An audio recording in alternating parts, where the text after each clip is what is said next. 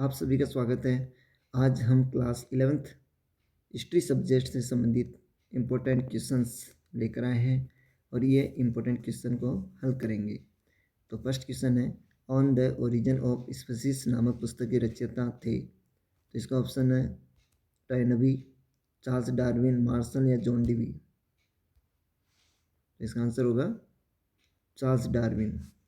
तो on the origin of species किसकी पुस्तक है? चार्ल्स डार्विन की पुस्तक है और ये पुस्तक का प्रकाशन हुआ था 1859 में। तो 1859 में इस पुस्तक का प्रकाशन हुआ था और इसी पुस्तक में चार्ल्स डार्विन ने बताया कि जो मनुष्य है, इस मनुष्य की उत्पत्ति जानवरों से हुई है। तो मनुष्य की उत्पत्ति जानवरों से हुई है, ये इस पुस्तक में इसने बताया है। नेक्स्ट क्वेश्चन है, होमिनिडों का उद्भव कहाँ हुआ? ऑप्शन है अमेरिका, अफ्रीका, एशिया या यूरोप। तो इसका आंसर होगा अफ्रीका में। तो होमिनिड की उत्पत्ति अफ्रीका में हुई थी और ये अफ्रीका में पाए जाने वाले जो वानर हैं उनके समान थे और इनका जो मस्तिष्क था वो बड़ा होता था। यानी होमिनिडों का मस्तिष्क कैसा होता था? बड़ा होता था।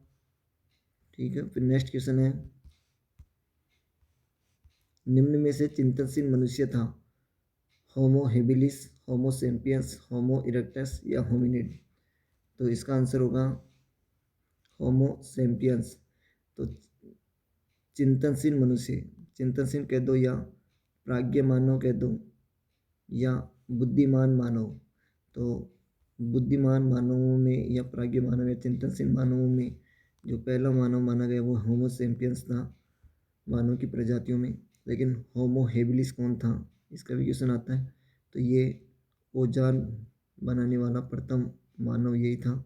और होमो इरेक्टस जो पैरों के बल सीधे खड़े होकर चलने वाला पहला मानव था। तो पैरों से सीधे खड़े होकर चलने वाला पहला मानव होमो इरेक्टस। और क्वेश्चन आ सकता है, होमो किस भाषा का शब्द है? तो होमो लैटिन भाषा का शब्द है। होमो लैटिन भाषा का शब्द है और इसका अर्थ होता है आदमी। तो होमो का अर्थ क्या होता है? आदमी होता है। नेक्स्ट क्वेश्चन है, अल्टामिरा की गुफा कहाँ से मिली? ऑप्शन है जर्मनी, स्पेन, पुर्तगाल या इंग्लैंड। तो इसका आंसर होगा स्पेन। तो अल्टामिरा की गुफा कहाँ से मिली है? स्पेन से मिली है। और ये गुफा क्यों प्रसिद्ध है? तो ये गुफा जानवरों की चित्रकारी के लिए प्रसिद्ध है। तो जानवरों की चित्रकारी के लिए प्रसिद्ध है कौन सी? अल्टामिरा की गुफा। नेक्स्ट क्वेश्चन है, सीधे खड़े होकर पैरों के बल चलने वाला पहला मानव था? ऑप्शन है होमो सेपियंस, होमो हेबिलिस, होमिनिड या होमो इरेक्टस।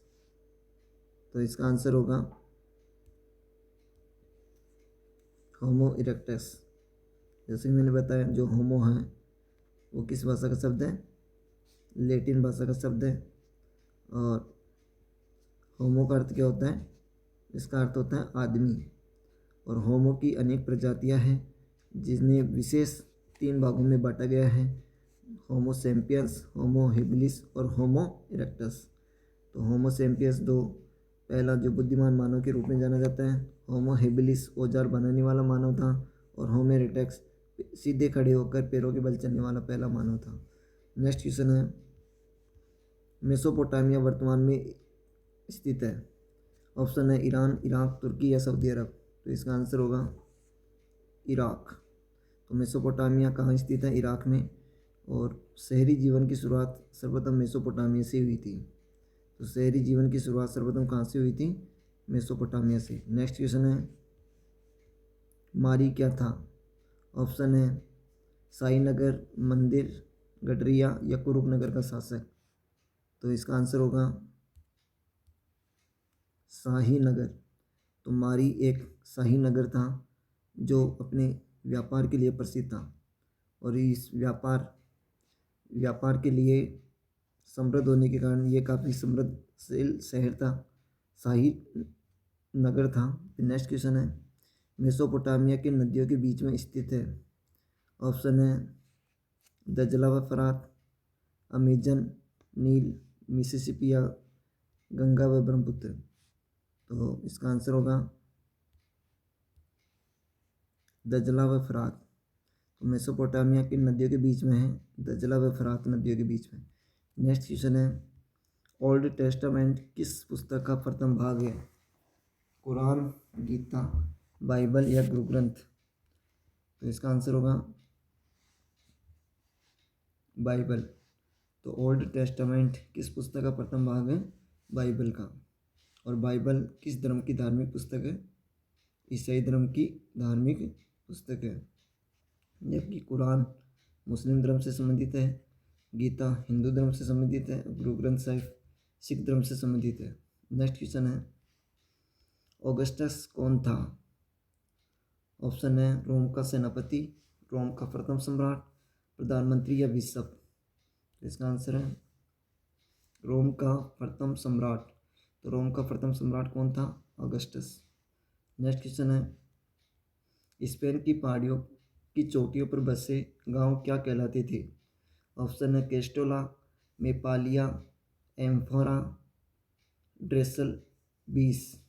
तो बताइए इसका आंसर क्या होगा? इसका आंसर है केस्टोला। तो स्पेन की पहाड़ियों की जो चोटियाँ होती थी, इन पर जो बसे हुए गांव थे वो क्या कहलाते थे? केस्टोला कहलाते थे। तो बहुत इंपॉर्टेंट क्वेश्चन है, केस्टोला क्या थे? स्पेन की पहाड़ियों की चोटियों पर बसे हुए गांव क्या कहलाते? केस्टोला।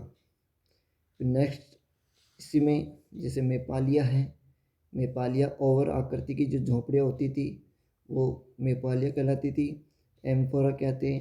ये ड्रम या कंटेनर होते थे। जबकि ड्रेसल बीस क्या था? ये स्पेन में जो जैतून का तेल ले जाने के लिए, तरल पदार्थ ले जाने के लिए जो कंटेनर का प्रयोग करते थे वो ड्रेसल कहलाते थे।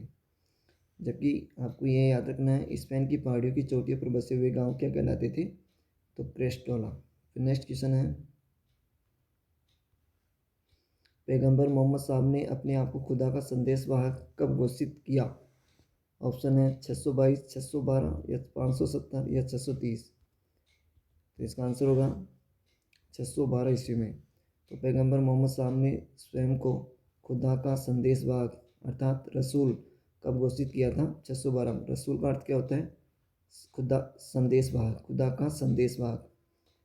और कब घोषित किया? 612 में। नेक्स्ट क्वेश्चन है, उम्मयद वंश की स्थापना किसने की थी?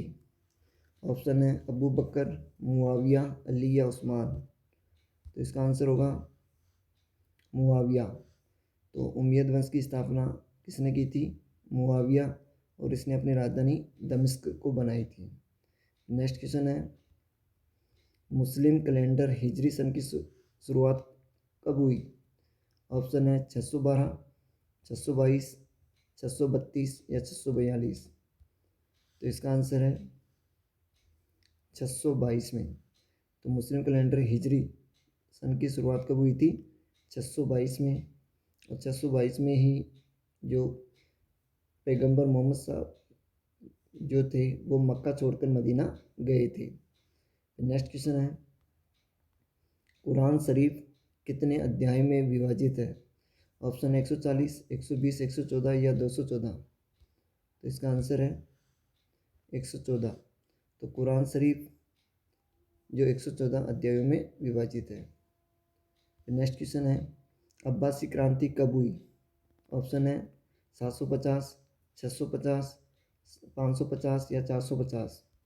तो इसका आंसर है 750 में। तो 750 ईस्वी में अब्बासी क्रांति हुई थी, यानी जो एक दवा नामक सुधारवाद आंदोलन चलाया गया था। और इसी दवा नामक सुधारवाद आंदोलन के तहत उम्मयद वंश को समाप्त करके उसके स्थान पर अब्बासी वंश ने अधिकार किया। तो इसी को अब्बासी क्रांति कहते हैं, जो 750 ईस्वी में हुई। नेक्स्ट क्वेश्चन है, मार्क ब्लॉक कहाँ का प्रसिद्ध विद्वान था? ऑप्शन है इंग्लैंड, फ्रांस, जर्मनी या नेपाल? तो इसका आंसर होगा फ्रांस। तो मार्क ब्लॉक कहाँ का प्रसिद्ध विद्वान था? ये फ्रांस का प्रसिद्ध विद्वान था। और इसने एक पुस्तक लिखी है जिसका नाम है सामंती जीवन। तो सामंती जीवन नामक पुस्तक किसने लिखी है? मार्क ब्लॉक ने। और इसी सामंती जीवन में उसने सामंतों के बारे में उल्लेख किया है। नेक्स्ट क्वेश्चन है, इंग्लैंड में सामंतवाद का विकास कब हुआ? ऑप्शन है 10वीं शताब्दी में, 11वीं शताब्दी में, 12वीं शताब्दी में या 13वीं शताब्दी में। तो इसका आंसर होगा 11वीं शताब्दी में। तो 11वीं शताब्दी में सर्वप्रथम इंग्लैंड में सामंतवाद का विकास हुआ था। फिर नेक्स्ट क्वेश्चन है, 3 वर्ग में शामिल नहीं था। तो ऑप्शन है पादरी वर्ग, भूमि धारक अभिजात वर्ग, इसमें किसान कृषक वर्ग या नगरवासी। तो इसमें ये भूमि धारक है, तो भूमि धारक अभिजात वर्ग, किसान या नगरवासी। तो बताइए 3 वर्ग में कौन शामिल नहीं था? तो इसका आंसर होगा नगरवासी। और नगरवासियों को चौथे वर्ग के रूप में शामिल किया गया था। फिर नेक्स्ट क्वेश्चन है, यूटोपिया पुस्तक के रचयिता कौन थे? ऑप्शन है Martin Luther, Michael Angelo, Thomas More या कोलंबस। तो इसका आंसर होगा थॉमस मोर। थॉमस मोर ने यूटोपिया नामक पुस्तक लिखी। नेक्स्ट, तो ये अपने 20 क्वेश्चन थे। और अगर आपको वीडियो अच्छा लगा हो तो इसे ज़्यादा से ज़्यादा शेयर करें, लाइक करें, सब्सक्राइब करें। जय हिंद, जय भारत।